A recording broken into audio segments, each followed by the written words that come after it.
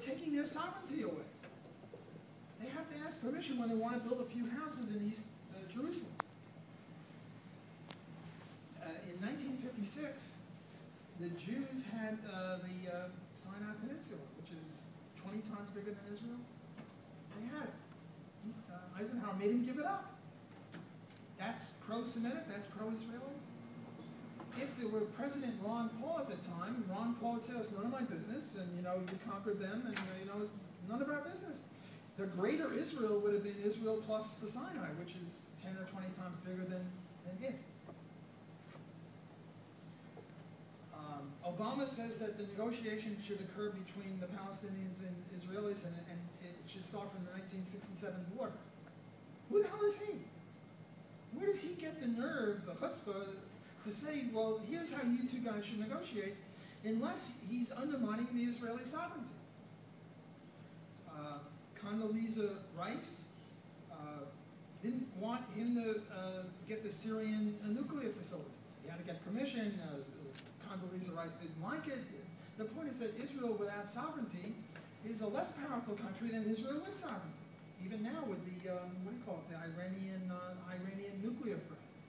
My own view is that U.S. and Russia went through MAD, mutually assured destruction, and if they got the bomb, it would be just the same thing with the Israelis who had bombs.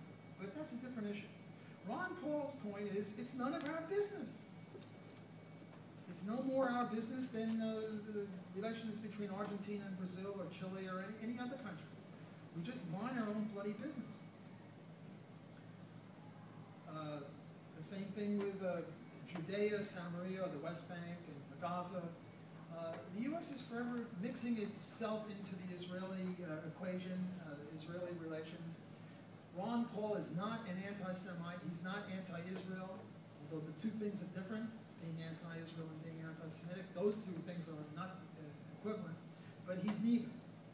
If anything, objectively speaking, he's a friend of Israel because he is going to take a lot more money from Israel's enemies, roughly $12 billion, than from Israel itself. And all the private giving would be independent. In other words, the Jewish community gives a lot more money to Israel than the Arab community in the U.S. gives to the Arab countries. So that would remain the same under a Ron Paul administration.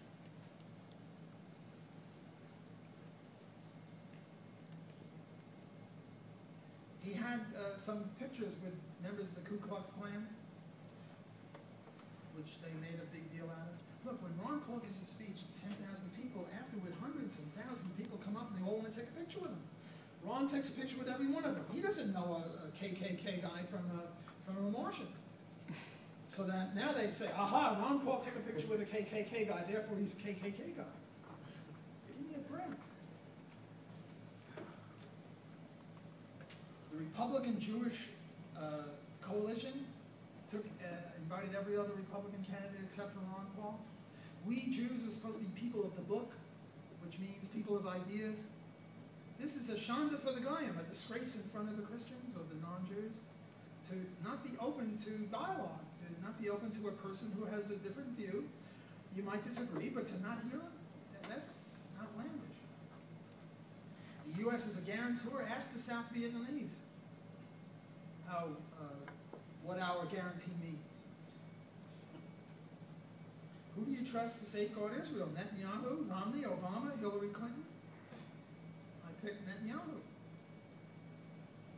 Okay, enough on Ron Paul as an anti-Semite.